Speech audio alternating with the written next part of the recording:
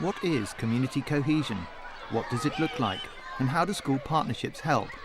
To find out, we visited a cluster of schools in Hampshire. It isn't an incredibly diverse place. There isn't a rich variety of cultural experiences and languages immediately within the school itself. So to be proactive in trying to seek those opportunities is really, I think, the natural way forward. There are changes and other cultures coming in, so the children are beginning to experience that change already. And if we don't give them the tools to cope with that change and to question and to come up with their own ideas, then we'd be failing them, really. It became more important under the new regime of community cohesion to try and give the children the opportunity to see other communities and other environments in which they live as well. So that was one of the reasons we entered the project. Over the last 3 years, Newlands, Charles Kingsley's and Hawley primary schools have made links with schools in Africa. They've exchanged staff and opened up communications between pupils about their learning and their communities.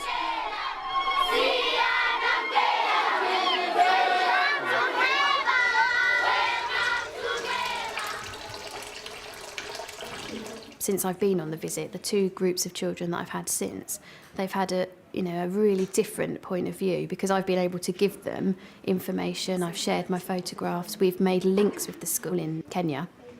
I think the community cohesion aspect of the project has been invaluable when you can mix with the other pupils in the other schools in Yateley that we've had links with. And that's really, really important because they're mixing with children that are immediately within their community. And, until they've got those skills, it's very difficult for them to understand networks and relationships that people have in the wider and global community. Where do we see unity in our community? And where can we see an example of schools working together? This should be an easy one. Here? Here, yeah, absolutely. So today, you're working together, aren't you? The aim of the activity was to integrate 3 schools who'd been working closely together for a while now. Out of the activity, we really wanted to try and get the children to express their understanding of unity. Okay, so what I'd like you to do is you're going to take it in turns and you're going to show the people in your group your one picture. To start with the activity, the children obviously had their own photograph purposefully to help them unwind a bit and to talk to each other and get to know each other, which really worked. And it also gave them their ideas for their Canvas stimulus. I chose it because it's like 2 worlds being like blended together and working together. And what about this background? What's going to happen? What might be there? Well, you've got nature down there as well, people, community. So thinking of representing as much as you can. And put lots of ideas down, as many as you can, and before we start using colour. I think they found it quite difficult to start with. I think they found it quite difficult to open up to each other and to be able to have that relaxed communication. Interestingly, after play, once they'd had a time to be out on the playground outside of a classroom, they came back different. They came back quite happy with each other, they were quite tight in their groups and they were really sharing ideas and you cut this out and you paint that and what if we did this, and they were really communicating well with each other. Well, I think it's 2 people making a heart shape with their hands, as in unity. Children make the most progress when they're working together on something that they find just that bit too tricky for them. And the children here, the children with Hawley, Charles Kingsley, they've had those opportunities to be engaged in things that are maybe just a bit beyond as far as they'd naturally push themselves, and some of the results have been quite fantastic. This is like the Britain flag, and I think this bit in the middle is like the middle of the Kenyan flag, and it's got the South African one in the middle. Okay. It looks like the candles are all shapes and different sizes. So it doesn't matter if you're big or small or anything, that you can be united.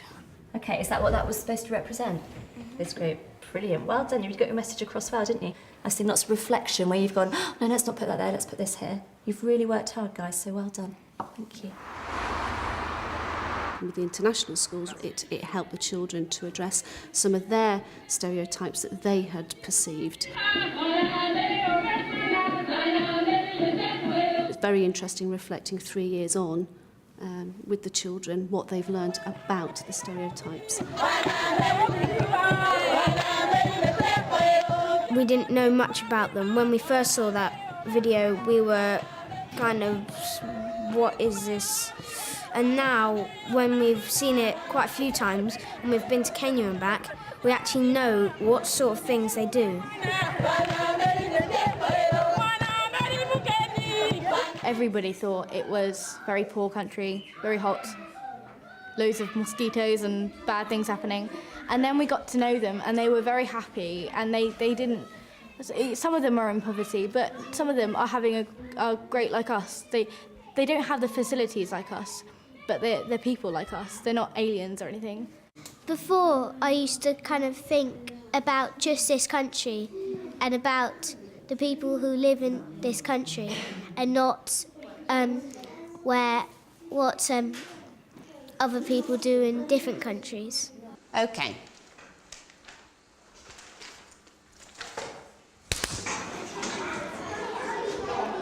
The Box project came about as a result of thinking about a way that we could present what we had achieved over the 3 years.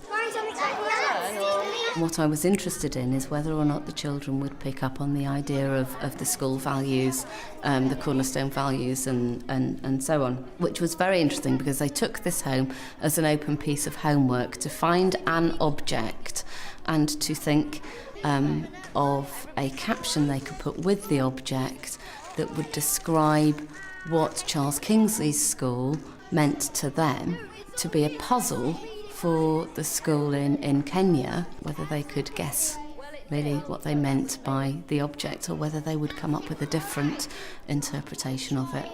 Sometimes on a whiteboard you don't decide properly on your work because you might make mistakes. OK, and if we're sending this to Kenya, what do you think they will think of a whiteboard? What I didn't want them thinking was it needed to be a school value or that it needed to be something that the Kenyans would know what it was. But it did need to be small enough to be posted, not precious enough that it couldn't be left behind, and it did need to be something that would make the children in Kenya understand a little bit more about the school. I'm putting in this broken globe that I have fixed because it represents that in CKS if something gets broken, we can fix things in CKS if we all work together. Children, there's nothing else that I can say. That was absolutely splendid. Your ideas have been incredibly touching. Let's send our Kenyan basket our very special, sparkly good wishes. 3, 2, 1.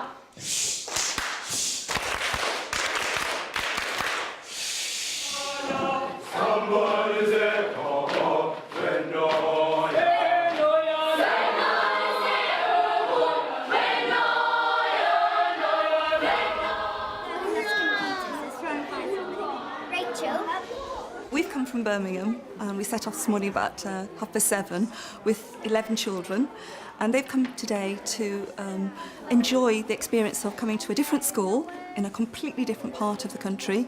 They're used to a Birmingham school, which is an inner city school, and it's really fascinating for them and exciting for them to come to somewhere like the Newlands to find out how they themselves share similar interests in Africa, similar interests in promoting global awareness around the world and having a dialogue together about community cohesion. I now need to find a girl who loves computers. Do you like computers? Yeah. Having links with our Birmingham school has been really, really useful as well. It's developed the children's thinking. For the first time today, we've actually met the pupils, and it was just so wonderful, you know, a real buzz around the school. The pupils have enjoyed it, the staff did, and I think that, you know, same can be said for pupils at Newlands and at the Birmingham school. It's a very diverse school, it's very different to the school we have at Newlands, a great range of ethnicity, which is just wonderful for the pupils to see. And I think the children today, when they met for the first time, they welcomed that and they saw each other as equals. There was no segregation at all. Children joined together for lunch, out on the playground, and interacted really, really, really well. Yeah, I like the doing bit best of science because it's better than actually listening to what the teacher says, because you get to do things and you get to experience what happens. It's a hard approach, it's a hard way in. to say, can we link with you because we're diverse, or because you're diverse and perhaps we're not? It seems like there's an awkward gap to bridge, and actually the link with Birchfield was the head teacher was very passionate about the rights, respect, responsibility of the UN Convention on the Rights of the Child, and that as an ethos. So at the heart of each of our schools was something very, very similar.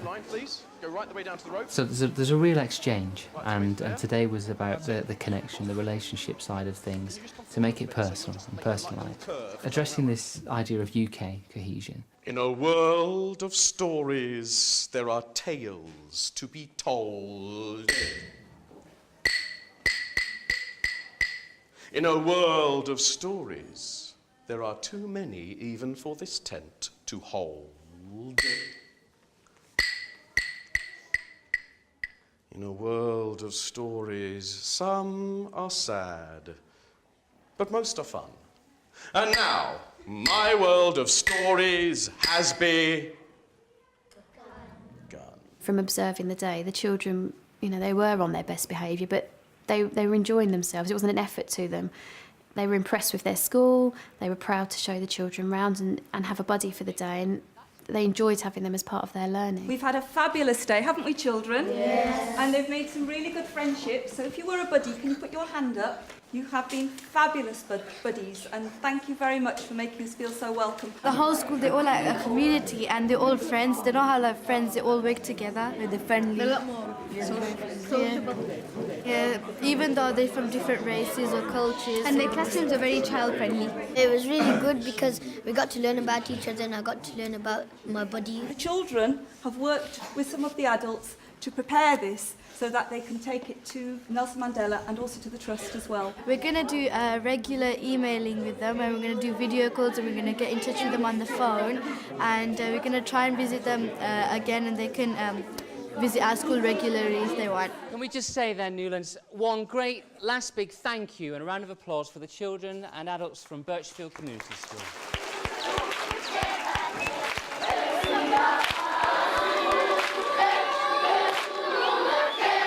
So did it change me? It did. The South Africa visit and the context seminar changed really the focus of my energy as a person, as an individual, you know. And I think that's had a knock-on effect and an impact in terms of promoting community cohesion and promoting the kind of things that we've done today in school. They empathise, and they will actually challenge other people's perspectives now, whereas previously they wouldn't have done that at all. They would have just accepted what they'd been told. What else do you guys think? Any other words that come to mind? By looking at the schools overseas with a very, very contrasting culture and background, you finish up spending more time reflecting on yourselves. We can send films and stuff. That is quite a mature thing to be able to do, is actually to put your hands up and say, yeah, I got that wrong, or I've misunderstood something. But they have done that, and they have reflected on what they've learnt and what they've taken away from the project.